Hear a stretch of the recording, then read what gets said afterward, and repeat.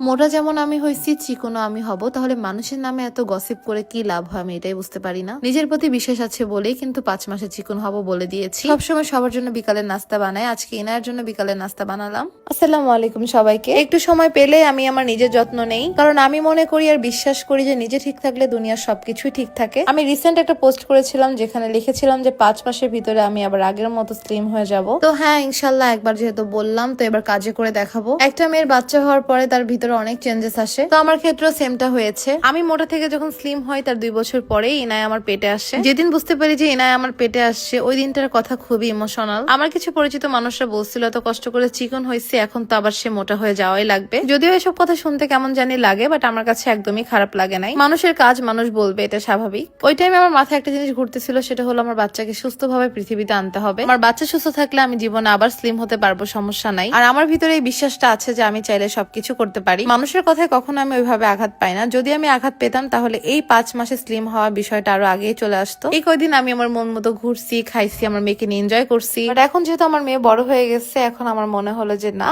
এখন স্লিম হওয়ার একটা পারফেক্ট সময় আমার। আল্লাহ যদি আমাকে আবার সেকেন্ড বেবি দেয় তখন আবার মোটা হবো, আবার বেবি যখন একটু বড় হবে তখন আবার স্লিম হয়ে যাব। তো মানুষের কথায় কখনো আমি কান দেই না। মানুষ আমার কাছে যতই বদনাম করুক কোনো লাভ নাই, কারণ ধুলা যতই আকাশে উড়ায় না কেন আকাশ কিন্তু পরিষ্কার থাকে। তো বিষয়টা এমনই, মানুষ বলবে আর আপনি এক কান দিয়ে শুনবেন, এক কান দিয়ে ফেলে দিবেন। আমি মাঝে মাঝে এই সালাদটা করে খাই, আমার কাছে অনেক ভালো লাগে সালাদটা। একদম সিম্পল একটা সালাদ। তো সালাদটা দেখতে কেমন হয়েছে অবশ্যই কিন্তু কমেন্ট করে জানাবেন। তো চা খেতে যে আমার জিহ্বাটা পড়ে গেছে, যে কারণে আমি একটু ঝাল খেলে আমার কেমন জানি একটা বেশি ঝাল লাগে। রাতের বেলা আমার প্রচুর পরিমাণে ক্ষুধা লাগছিল, তাই ভাবলাম যে তাহলে সালাদ বানায় খেয়ে ফেলি। তো এই যে এটা আপনাদের জন্য যারা যারা ভিডিও দেখতেছেন, তো আমার এই সালাদ খাওয়া দেখা হয়তো বা আপনাদের খেতে অনেক মন যাচ্ছে, তাই হচ্ছে আমার প্রচুর পরিমাণের ভীষণ লেগে গেছে। সকালবেলা ঘুম থেকে উঠে দেখি যে বাবা মেয়েকে ব্রাশ করায় দিচ্ছে, তারপরে তাকে ফ্রেশও বানায় দিচ্ছে, মাশাআল্লাহ লিখবেন সবাই। বিকালবেলা আমি ইনায়াকে খাবার আজকে দিব পুষ্টিগুড়া পেজের হোমমেড নুডলসটা। বাচ্চাদের সকল জিনিসপত্র কিন্তু খুবই সেন্সিটিভ থাকে, তো আমি কিন্তু আমার ইনায়াকে কোনো কিছু খাওয়ানোর আগে কিংবা কোনো কিছু পড়ানোর আগে সবসময় সবকিছু চেক করে নেই। আস্ত নুডলস গুলোকে আমি হাত দিয়ে একটু ভেঙে নিছি, এরপরে হচ্ছে আমি পানিটা গরম হলে পানিতে দিয়ে দিব। এই পুষ্টিগুড়া পেজ থেকে আমি ইনায়ার জন্য ম্যাক্সিমাম টাইম হচ্ছে হোমমেড খাবার গুলো নেই, তো ভিডিও শেষে হচ্ছে আমি সবগুলো দেখিয়ে দিব। আপনারা চাইলে এখানে সবজি চিকেন ইউজ করতে পারেন, কিন্তু আমি ইনায়াকে হচ্ছে আজকে একদম নর্মাল ভাবে এগ নুডলস বানাই দিব।